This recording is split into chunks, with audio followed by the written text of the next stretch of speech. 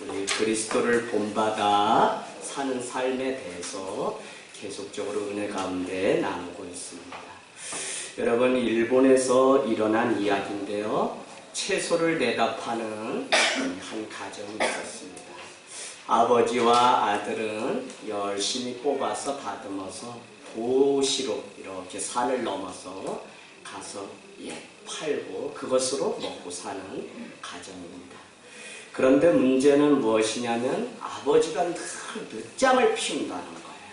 그 늦장의 내용은 무엇이냐면 길을 가다가 큰아버지 집에도 들려서 이 일 저 일 또 이야기 나누고 또 길가에 그 구렁이에 빠진 소가 있으면 또 소를 건져서 또 이렇게 도와주고 그러다 보면 서둘러서 죄를 넘어 그 도시로 가서 팔고 와야 되는데 전혀 그러지 못하는 겁니다. 그때마다 아들은 우리 가정이 이렇게 못 살게 된 것은 아버지의 게으름 때문이라고 그렇게 탓을 하면서 살았다는 겁니다. 그런데 그날 그 도시 저 한쪽에 굉음과 함께 천둥과 번개가 치는 것입니다. 여러분이 잘 아시겠지만 이 도시의 이름은 바로 히로시마입니다. 그날 제2차 세계대전 원자폭탄이 터진 날입니다. 이런 경우에 있어서 우리는 이 아버지의 느긋한 삶이 오히려 축복으로 바뀌었던 것을 알 수 있습니다. 여러분, 우리가 살아가는 시대는 속도를 참으로 중요하게 여기는 시대입니다. 인터넷도 얼마나 더 빨라야 되는지, 또 신기술 개발하면 핸드폰 아무리 자랑을 해도 1년 지나면 이것이 고물이지 사람들 앞에 명함도 못 내미는 시대에 그렇게 살아갑니다. 그런데 중요한 것은 이것은 우리의 눈에 보이는 외형의 빠름일 뿐 우리 내면의 속도는 이것보다 더 빠르다는 것이 우리가 살아가면서 느끼는 문제입니다. 가만히 생각해보면 운전을 하다가 내 앞을 추월하거나 끼어드는 차가 있거나 그렇지 않으면 너무 느리게 가는 차에 대해서 우리는 꼭 한마디씩 하는 습관이 있습니다.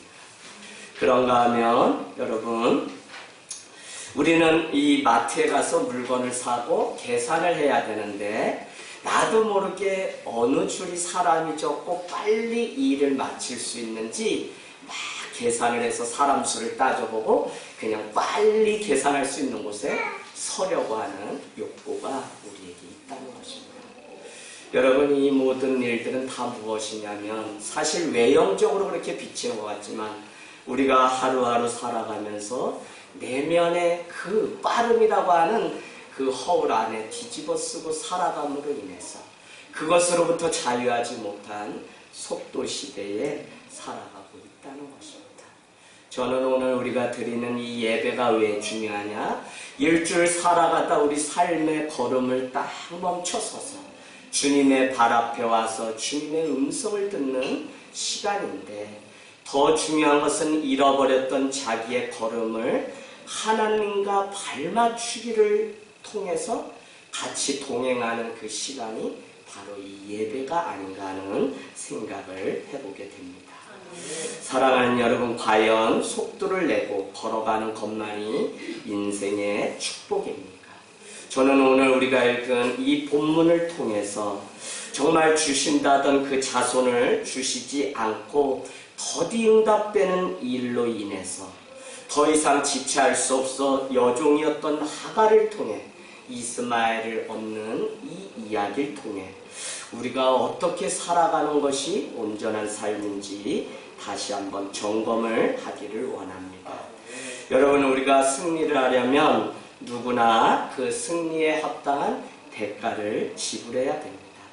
세상이 말하는 그 승리는 얼마나 많은 목표를 빠른 시간 내에 성취해야 하였느냐라는 것입니다. 그래서 박사학위도 몇 살에 그 박사학위를 얻었는지를 얼마나 세상에서는 또 따지는지 모릅니다. 그럼에도 불구하고 저는 우리가 행하는 모든 삶의 부분들이 빠름의 그 덫에 빠져서 산다고 하는 이것을 우리가 자각한다면 오늘 주님의 발자취를 따라가야 되는 이 사순절에 다시 한번 생각해 보기를 원하는 것은 무엇이냐면 느긋한 제자를 주님이 찾으신다는 것입니다. 주님이 가시는 걸음을 놓치지 않고 어디로 가는 것이 주님이 기뻐하시는 걸음인지 우리가 날마다 들여다보면서 살아야 되는데, 그러려면 내가 살아온 그 걸음을 늘 돌아볼 수 있는 느긋함이 우리에게 있어야 된다는 것이죠. 여러분, 하늘땅교회는 여러분께 늘 3S, Simple, Slow, Small, 다 스트롱 처치, 작고 단순하고 천천히 가지만 강한 교회, 그것을 다른 말로 저는 삶의 영향력으로 남는 교회라고 초대 그리스도인이라고 불렸던 자들의 이야기를 하면서 여러분께 말씀드렸습니다. 그런데 여러분, 천천히라고 하는 이 슬로우는 사실 우리의 삶이 복잡함을 떠나서 심플, 단순한 삶을 살 때 우리는 천천히 우리의 삶에 의미를 두면서 걸어갈 수 있어요. 그런가 하면 더 중요한 것은 무엇이냐면, 천천히 가는 자만이 또 심플, 단순한 삶에도 감사하고 삶의 미닝, 의미를 부여하면서 걸어갈 수 있습니다. 여러분, 잘 산다고 하는 것은 일을 많이 하는 것이 잘 사는 게 아닙니다. 오늘 못하면 내일 할 수 있거든요. 그런데도 많은 사람들을, 능력을 우리는 판가름할 때 그가 얼마나 빨리빨리 움직이는 사람인지. 저도 일 중심에 그렇게 신앙생활을 하고 사역을 많이 해야 좋은 신앙인이라고 배웠기 때문에 사람들을 보면 얼마나 일을 열심히 하고 빨리 하는지로 한때는 보았던 적이 있습니다. 그러나 하나 둘 건강을 잃고 이것저것 보면서 이것처럼 어리석은 게 없다는 사실을 깨닫게 됐어요. 아무리 주의 영광을 위해서 교회가 세워지고 우리의 삶을 드려야 한다고 할지라도 우리의 건강을 잃어버리면서 주의 영광을 말하는 것은 어불성설입니다. 그래서 우리는 더 천천히.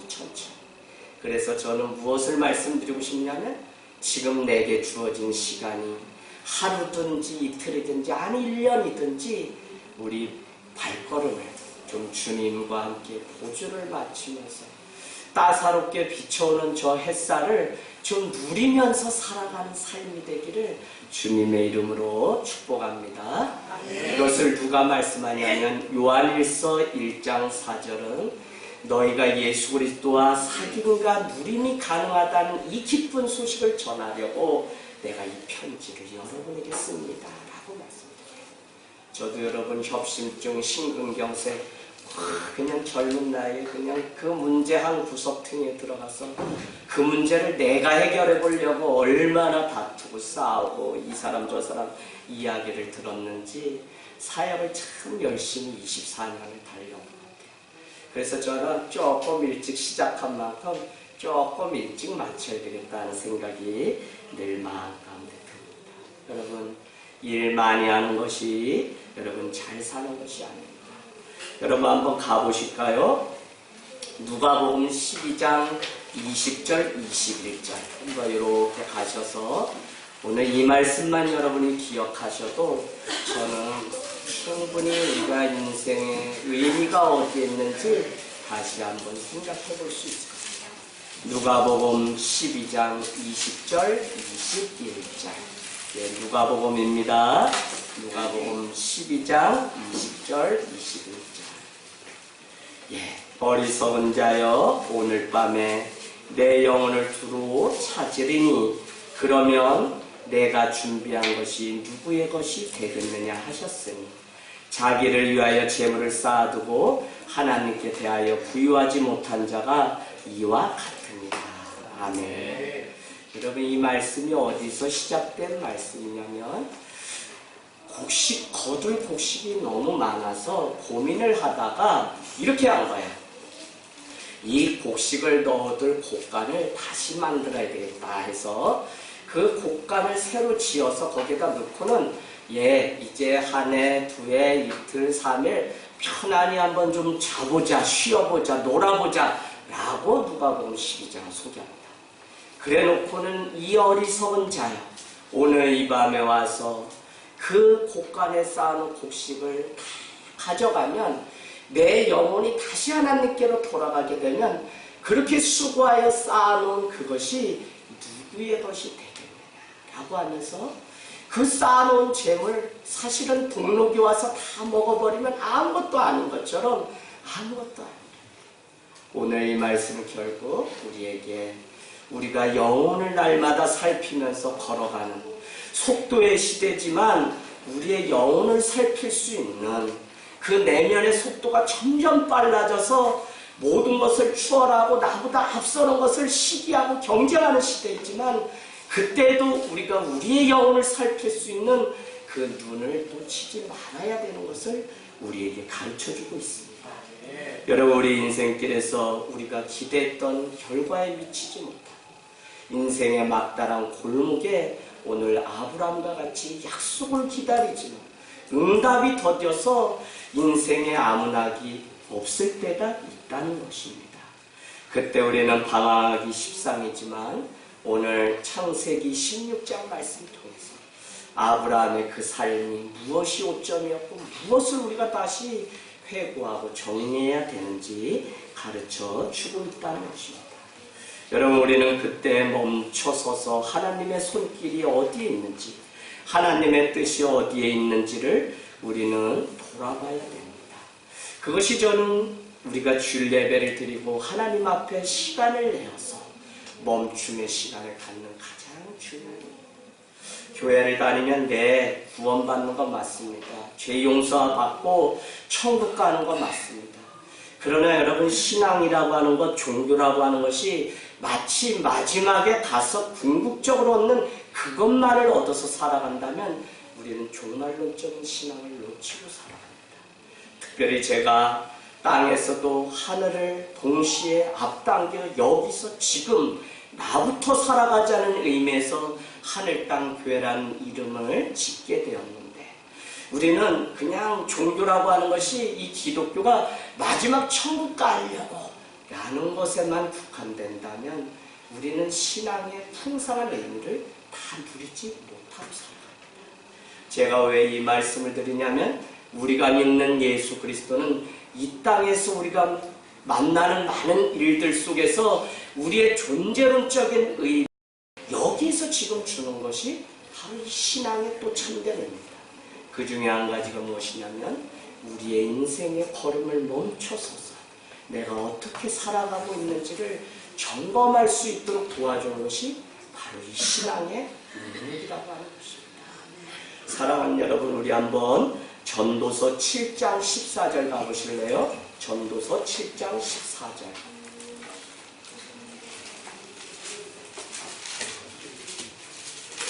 예, 전도서 7장 14절 우리 같이 한번 읽도록 하겠습니다.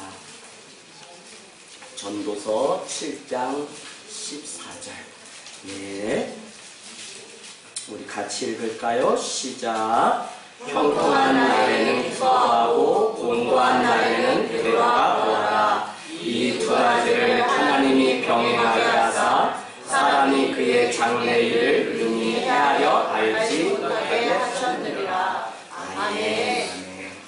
하나님은 어느 인생이든지 형통한 날도 주시고 어떤 인생에게는 곤고한 날도, 이 두 가지를 병행해서 살아가도록 우리에게 삶을 주셨는데 중요한 것은 무엇이냐면 이렇게 말씀하고 있습니다.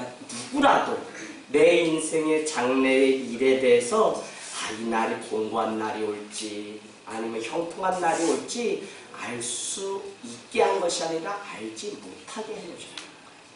그것을 전도서 3장 11절은 이렇게 말씀하고 있죠. 뭐라고요?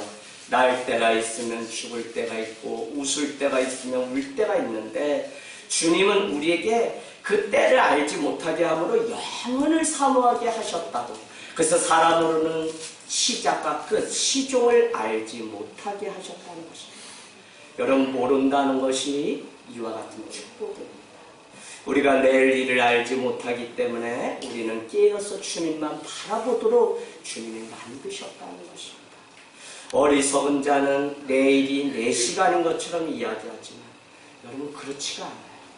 오늘 하나님을 만나고 오늘 주님께 드리고 오늘 내 삶이 기뻐하지 않으면 내일은 주님이 주셔야 우리가 누리는 시간이지, 오늘 이 밤에 와서 누가복음 12장처럼 내 영혼이 하나님께로 돌아가면 내 곳간에 쌓은 그것이 다 누구의 것이냐고 우리에게 말씀한 같이, 우리는 오늘, 프레젠스라고 하는 이 현재라고 하는 이 단어는 선물이라고 하는 의미가 같이 있는 것처럼 오늘이 바로 우리에게 선물입니다. 그래서 우리는 날마다, 특별히 젊은이들 잘 들으셔야 돼요. 영혼을 지금 여러분이 준비하는 이 훈련이 되지 않으면 여러분에게 던져진 유혹의 덫은 여러분의 눈앞에 이미 있어요. 이미 있어요. 우리가 무엇 때문에 주님을 믿지 못하고 따르지 못하는 것 같지만 사실은 유혹의 덫이 이미 우리에게 와 있는 것입니다. 사랑하는 여러분, 공고한 날에는 무엇을 하라고 말씀하냐면 우리의 인생을 뒤돌아보라고 말씀하고 있습니다. 오늘 아브라함이 그 인생에 얻은 아들이 없을 때 그는 다른 것이 아니라 자기의 인생을 다시 뒤돌아보았을 때 동서남북을 보여주고 저 묵별, 저 모래알처럼 내 자손이 심히 창백해 하리라는 약속을 다시 회상, 기념, 재현을 했어야 되는데 거기 안에 감사가 없기 때문에 그는 인생의 가장 큰 과오를 오늘 우리에게 보여주고 있습니다. 여러분은 지금 어떤 일로 기다리고 있고 어떤 일 앞에서 두려워 떨고 있습니까? 그러나 예수 그리스도라면 어떻게 하셨을까를 우리는 늘 질문하면서 신앙생활을 하셔야 됩니다. 예수님이라면 어떻게 하셨을까? 첫 번째, 예수님의 공생애가 시작되기 전에 그는 목수로서 그렇게 30년의 삶을 기다렸습니다. 그는 3년의 짧은 생애 동안 복음을 전하고 하나님께 부름받아 가기까지 그는 인간의 몸으로 30년을 그 수고를 육신으로서 부모, 형제를 섬기는 일들을 했다는 것입니다. 드디어 그가 하나님의 부름을 받았을 때 그러면 하나님은 그를 바로 사용하셨냐? 그렇지 않아요. 광야길로 부르셔서 40일 동안 또 금식하게 하시고 사단의 그 유혹을 이겨낸 후에 그는 드디어 들어가서 회개하고 복음을 믿으라고 하는 하나님의 나라를 전파하기 시작했다는 거죠. 여러분, 그런가 하면 예수님은 나사로가 죽었다는 이야기를 들었을 때 그는 서두르지 않았습니다. 우리가 생각할 때는 저 아픈 고통받는 자의 친구이신 예수님이 속히 찾아가실 것 같지만 예수님은 모든 일이 다 끝나서 나사로를 이미 장례식을 치른 후에 나타나셨어요. 그때 마르다와 마리아는 급해서 2번, 3번 계속 가서 예수님 당신이 능력자시니까 오셔서 오늘 이와 같은 일들을 해주십시오 라고 그렇게 간청하지만 예수님은 서두르지 않았다는 것입니다. 다 장례식을 치른 후에 그 시체를 가져오라고 하고 그를 다시 부활의 그 산소망의 증인으로 세우는 것들을 우리는 보게 됩니다. 예수님은 안식일에 열병 걸린 베드로의 장모부터 귀신 들린 자, 각종 병든 자, 그 많은 자들을 고치시고도 그는 어디로 갔냐면 한적한 곳에 새벽 미명에 나가서 하늘의 능력과 권세를 얻기 위해서 그는 서두른 것이 아니라 그곳에 가서 느긋하게. 그래서 여러분이 느긋하다는 것은 게으름이 아닙니다. 주님의 음성과 주님의 일하실 때를 기다리는 이 느긋함이 우리에게 있을 때 우리는 주님이 무엇을 원하시는지를 볼 수 있는 눈, 그것이 비로소 있을 때 누구 때문이 아니라 주님 때문에, 내 영혼 때문에 신앙생활, 기도하고 예배하는 일들을 할 수 있어요. 여러분, 여기까지 오기까지 지금도 생각나는 많은 일들 중에 재밌는 것은 무엇이냐면 잘 하시다가 어느 날 그냥 목사님 오늘 예배 드리고 이제 안녕히 계세요? 네, 안녕히 계세요. 이봉출 씨 안녕히 계세요? 이러고서 인사를 하시는 분들을 종종 만나요. 그러면 여러분 잘 뭐가 되려고 하다가도 이러면 그냥 강단에 오르면서 마음에 근심 안고선 그냥 이래요. 그래서 그 분만 이렇게 계속 빤히 그냥 사랑에 막 주파수를 던져도 그분이 이미 집사님이 저를 외면한 지 오래되고 그냥 싸늘합니다. 그러면 여러분 말씀 전하고 내려가서 그런 생각이 마음에 막 밀려와요. 그렇지? 나도 그 옛날에 엄마 아버지한테 왜 맞았지? 생각해 보는 거예요. 그러면 그때 막 내가 이 집구석에 내가 왜 있어? 나 집 나갈 거야. 막 이러고 하면은 얘 엄마가 이렇게 와서 떼줄 때도 있지만 꼭 안아주고 너 없이는 못 산다. 이랬던 기억이 나요. 그때가 막 떠오르게 되면 그냥 예배를 마치고 내려가서 그 성도님 집사님 없으면 저 못 살아요 라고 한번 그냥 마음 탁 내려놓고 안아드리면 그냥 아무 일 없었던 것처럼 집사님이 또 그 다음 주 와서 같이 예배드리고. 그래서 여기 다 한 번씩 도망가시려고 했던 분들인데 그래도 주님의 말씀 가운데 이렇게 붙들려서 비로소 이제서야 하나님의 일들을 우리도 시작하는 것을 보면 내가 서둘러서 무엇이 되는 것이 아니라 하나님의 때가 있음을 보게 됩니다. 사랑하는 여러분, 빨리 결과를 얻어야 되고 빨리라고 하는 세상의 그 흐름에 취해서 우리는 더 중요한 것을 놓치고 살아갈 수 있습니다. 오늘 말씀은 우리에게 먼저 서두르지 말아야 할 것을 권면해 줍니다. 믿음의 조상 아브라함은 자식 얻기가 다 틀렸다고 생각했을 겁니다. 그래서 여종이었던 하갈을 통해 아들을 얻게 됩니다. 우리는 자식을 얻었으면 성공했다고 생각할지 모르지만 세상적인 이 방법은 목표는 이루었을지 모르지만 더 많은 갈등이 기다리고 있는 것을 보게 돼요. 하나님, 목사님, 어떤 게 하나님의 뜻이에요? 라고 묻는 사람들이 많이 있습니다. 여러분이 기도하여서 얻었다면 하나님의 뜻일 수 있습니다. 그럼에도 불구하고 또 하나님의 뜻이 어딨냐고 물으셔야 된다고요. 왜 그러냐면 오늘 사례가 어떻게 하죠? 남편이 배를 잇지 못하는 것을 보고 자기가 첫 번째임에도 불구하고 가서 이렇게 사정을 합니다. 저희 여조 하갈을 데려다가 이렇게 해서 아들을 낳으면 어떨까요? 이렇게 이야기했어요. 그래서 아들을 낳았거든요. 그런데 여러분, 아들을 낳아놓고 났더니 얼마나 시기하고 질투하는지 아내 사례가 시켜서 아브라함은 말을 들었을 뿐인데 오면 또 막상 아들을 낳으니까 그날부터 큰 눈을 꼬리꼬리 해가지고 막 쳐다보니 그냥 잡아먹을 것처럼 막 그래. 남자들 조심해야 돼. 여자가 기분 좋아서 시킨다고 해서 한 번에 탑성 물었다가 그것에 그냥 어려움 당할 수가 있습니다. 네, 오늘 말씀은 우리에게 서두르지 말 것. 4절 말씀 한번 볼까요? 먼저는 사레와 하갈의 갈등이 생기게 됩니다. 아브라함이 하갈과 동침하였더니 하갈이 임신함에 그가 자기의 임신함을 알고 그의 여주인 사레를 멸시하였다고 성경은 말씀하고 있습니다. 여러분, 한동안 이 하갈의 심정 이해하셔야 돼요. 눌려 있었을 거예요. 왜? 그 사레가 그냥 본처가 얼마나 따가운 이 눈총을 주었겠어요. 그래서 그렇게 눌려 있다가 아들을 낳으니까 그날부터 미역국을 먹어도 자기만 먹게 되니까 사레를 멸시하게 되었다는 것이죠. 그로 인해서 이 가문에는 괴로움이 찾아왔는데 그 괴로움을 당하는 것은 온전히 남자의 몫입니다. 그래서 한 집에 두 여자가 싸우면 결국 괴로운 것은 아브라함 뿐입니다.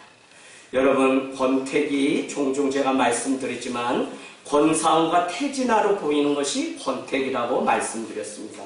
그런데 이 권태기가 왜 오냐면 빠른 속도가 미덕인 시대에 살아가다 보니까 권상으로 보여야 되는데 살아보니 우리 남편이 태진아로 이거 방송 심의법에 걸리겠다.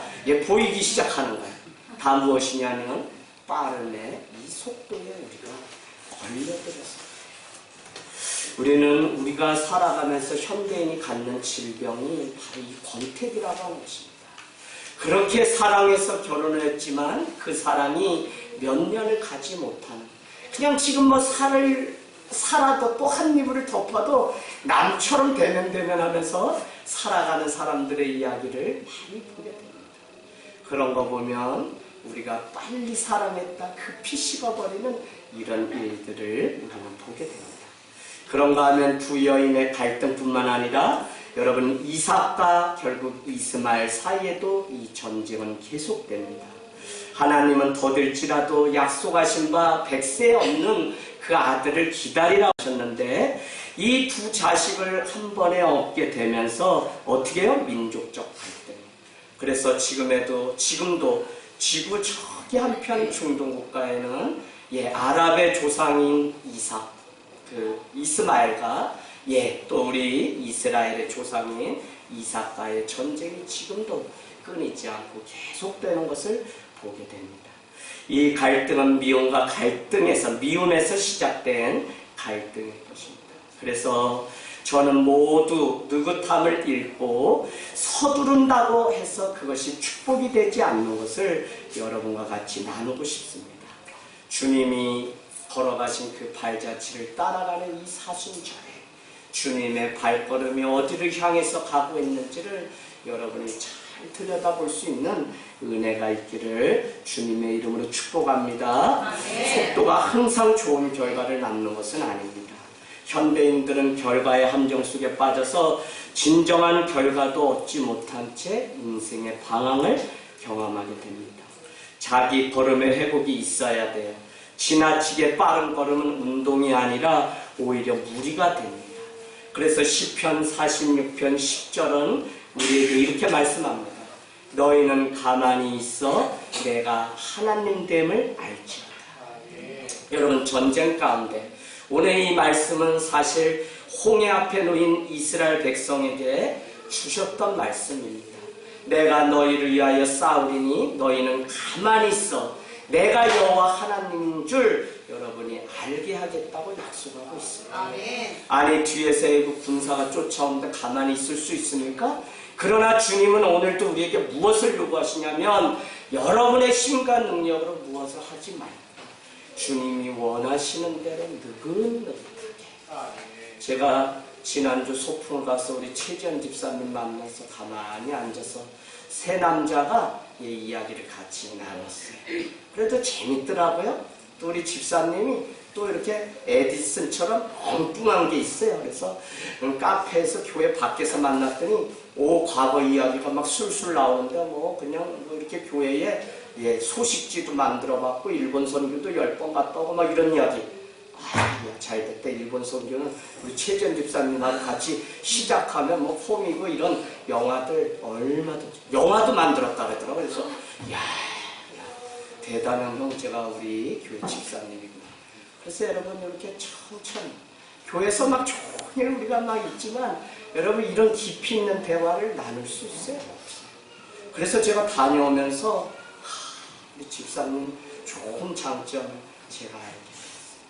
여러분 우리 강도사님 새로 오셔서 이렇게 뽀글뽀글해서 성도님들 가정 그냥 소풍이라고 해서 일반 교회 신방을 하루에 8곳 날 잡아서 가봤습니다. 알렸나요? 알리지도 않았어요. 그냥 첫집 장단 집사님 가정에 갔더니 집사님이 그냥 우리 교회 신방전도사님이랑 마찬가지에 분명히 여기 안성 왔으면 그 다음 정혜경 집사님, 그 다음 최전 집사님 다 이미 연락을 다 해놔가지고 가려고 하면 목사님 어디쯤이세요? 아이고 세수도 안 했는데 아직 오신 건 아니죠. 아침 9시 반부터 그냥 출동을 했으니 교회가 다 비상훈련. 김가람 강도사님이 목사님 저는 이런 거는 한 번도 보질 못했는데 이게 신방이 맞나요? 아유 미리 간다고 얘기하면 준비해야 되고 서로 불편한데 없으면 그냥 문고리 잡고 그냥 거기 기도하고 문고리 신방하고 오면 되지. 아유 편하게 서로 편하게 얼마나 바쁜데 가다 누가 짜장면 주면 먹고 안 그러면 내 돈으로 도토리묵 사 먹고 오면 되고 아무 그런 거예요. 기도 이렇게 하면서 한지 맞지. 근데 강도사님이 눈에 눈물이 촉촉합니다. 제가 그렇게 부탁드렸어요. 이제 올 10월이면 안수를 받는데 강도사님 목회를 하다가 마음이 식어지고 사랑이 식어지면 신방을 가세요. 목사님 그게 무슨 말씀이세요?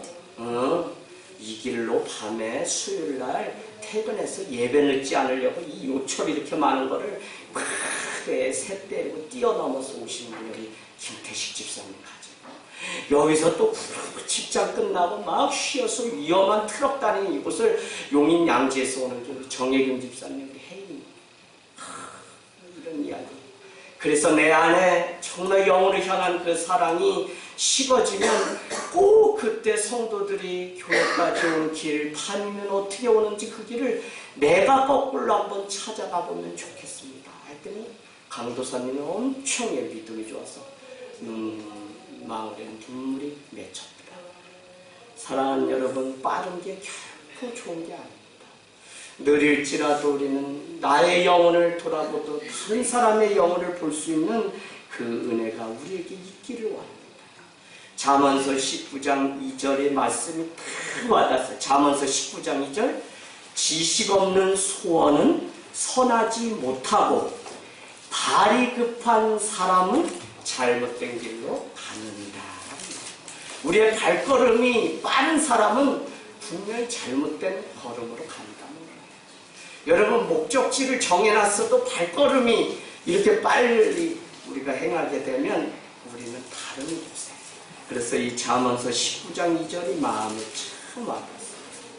웨인 밀러라고 하는 작가이자 목사였던 그가 쓴 글귀를 보고 제 마음에 와닿았습니다. 남미의 한 부족 이야기를 써놓았는데요. 그가 충격을 받은 이야기를 써놨어요.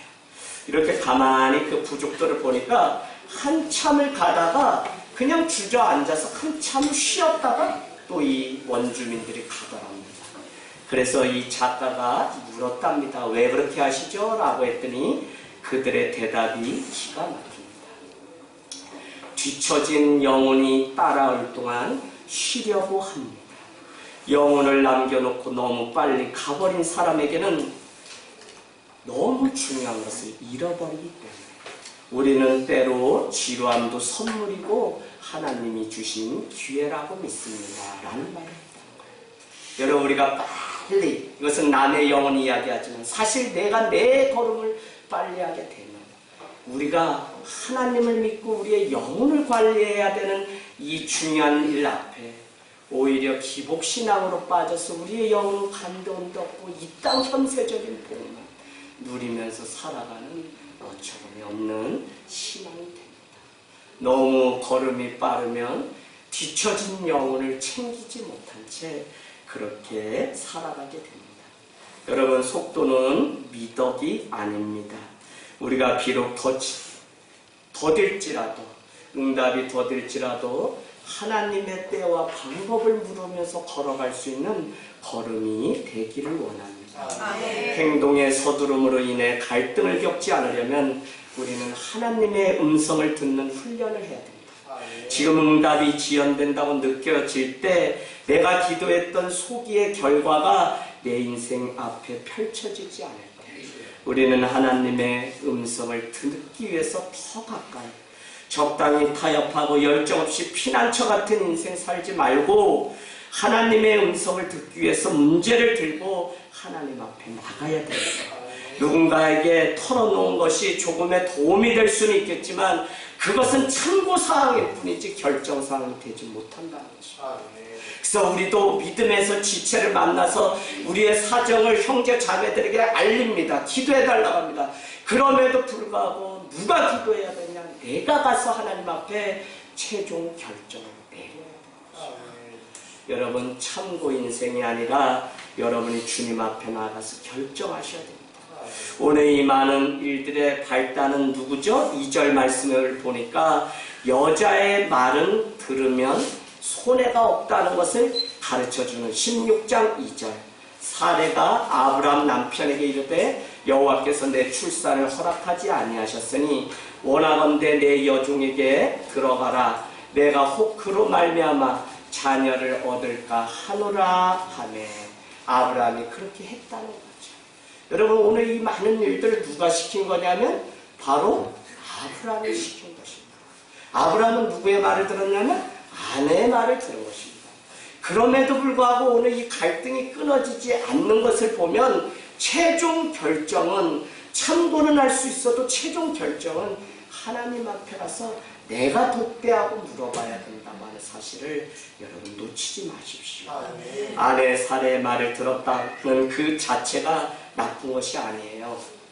이렇게 이야기하면 많은 남자들은 집에 우리 집안에 닭이 한 닭이 울면 재수가 없고 안 된다. 아우, 대한민국은 언제 좀 바뀔까요? 집사님, 대한민국 좀 남자들이 바뀌어야 돼요. 남자들이 회개하면 대한민국이 주님 오십니다. 진짜예요. 진짜예요. 이렇게 뭐냐, 여자가 하는 얘기를 왜 듣냐고 남자 자존심 있지 이렇게 평생을 살아가는 분들은 아우 진짜 용감한 거예요. 유리야 그런 사람하고 결혼하면 안 된다 혜인아. 안 돼요. 여러분이 하나님의 음성을 듣는 훈련이 되지 않은 사람과 결혼하게 되면 결혼해서 그 훈련은 누가 받아야 돼요? 여러분이 받아야 돼요. 자녀들이. 여러분 왜 눈물을 흘리면서 평생 그 어려운 고난을 짊어지고 갑니까? 주께 영광을 돌려도 인생이 이렇게 짧은 것인데, 그런데 여러분 우리가 어떻게 했다고요? 하나님의 음성을 듣지 않고 결정을 너무 쉽게 내어버린 나머지 이와 같은 과오를 범하게 된 것입니다. 여러분 한때 개그 콘서트에 남아당, 여당당 그 대표들이 나와서 흉내내는 그 프로그램이 있었습니다. 제가 한번 좀 흉내내보면 이렇습니다. 어디 건방지게 여자가 말이야. 나 때는 적어도 여자가 그렇게 말할 수 있었던 것은 딸 셋 정도 나고 아들 못 날 때 시어머니가 며느리야 라고 불러서 얘야 이제 다른 사람을 불러서 배를 이어야겠다 할 때 그럴 때만 할 수 있었던 거예요. 어디 여자가 말이야. 이렇게 하는 프로그램이 있었습니다. 안 오시는 거 보니까 전혀 모르시죠? 한 3년, 4년 전에 그래도 히트 쳤던 여러분 이렇게 생각하지 말아야 되죠. 아내 여자의 말이라고 해서 무시하라고 하는 것이 아니라 같이 동역자고 조언을 구할 수 있지만 마지막 최종은 내가 하나님께 가서 물어보아야 된다는 것입니다. 그것이 사회 간섭상 허용된 것이라고 해도 그것이 죄가 된다면 우리는 그 자리에 가지 말아야 합니다. 마지막 결정은 하나님 앞에 붙들고 가서 하나님이 주시는 사인으로 우리가 사업을 하고 일을 하고 옮기고 뭐하고 하는 일들을 해야지 내가 해버리면 여러분 그 눈물은 더 오래 간다는 것입니다. 저는 답답함에 둘러싸여 살아가고 있는 우리 교회와 또 성도들의 많은 상황들을 보게 됩니다.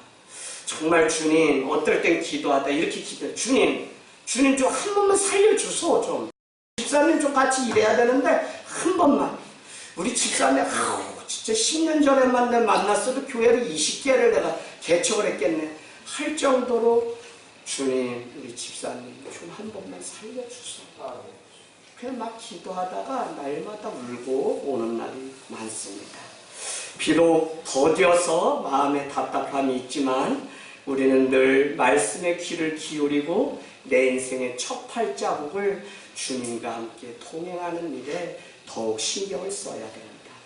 그럴수록 하나님의 음성을 우리는 더 가까이 들어야 돼요. 그때 우리는 하나님이 나를 대신해서 싸워주시는 분이심을 우리는 비로소 보게 됩니다.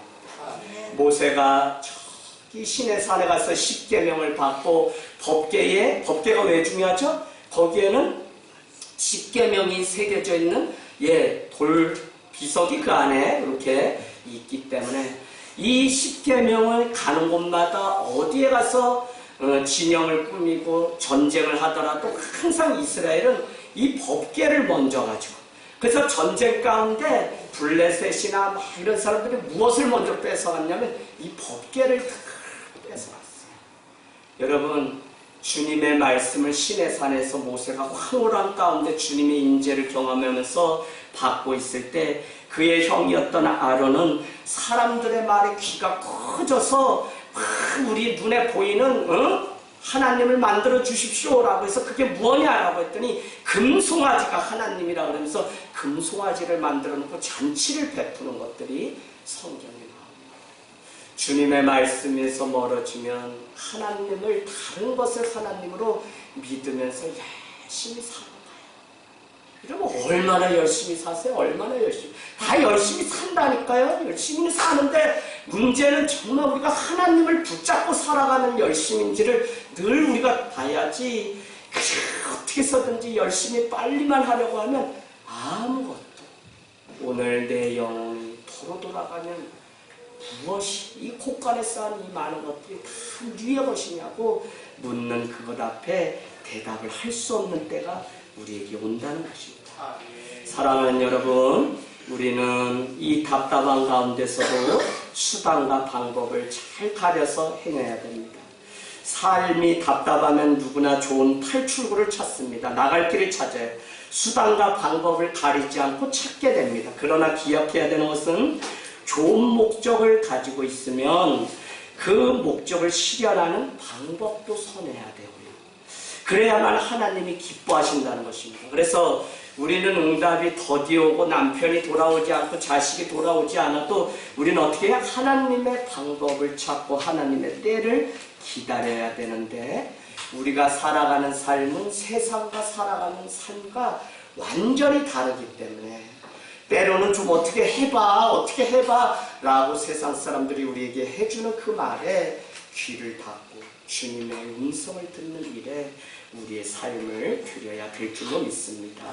저는 그것이 다른 것이 아니라 주님이 지셨던 십자가라는 말씀을 드리고 결론을 맺고 싶습니다. 십자가 앞에 설 때마다 이 십자가가 감동으로 우리에게 오는 이유가 무엇입니까? 십자가는 오래 참으사 부끄러움을 개의치 않으시고 지셨던 것이 바로 십자가입니다. 십자가는 주님의 고통의 최고점입니다. 말할 수 없는 괴로움이고요. 그 고통의 한복판이 바로 예수님이 치셨던 그 십자가입니다. 누구나 그 고통을 빨리 끝내고 싶지만 예수님은 겟세마네 동산에서 기도하시고 주님의 뜻이면 이 십자가를 지겠다고 한 후에 그 십자가를 땡볕 아래서 지시고 온갖 저주를 받으시고 우리의 죄를 위해서 달려 돌아가셨다는 것입니다. 그것은 하나님의 뜻이었기에 세상에 죄인을 구원할 유일한 방법이 십자가밖에 없기 때문에 우리의 생각처럼 수단과 방법을 바꾸지 않고 어떻게든지 목적을 이루려고 하는 것이 아니라 십자가의 사형의 틀에 매달려야만 이룰 수 있는 하나님의 일이기 때문에 나를 위해서 여러분을 위해서 주님께서 기꺼이 십자가를 지어주셨다는 것입니다. 그래서 여러분은 늘 저 사람은 법 없이도 살 사람 이런 얘기 하시면 안 돼요.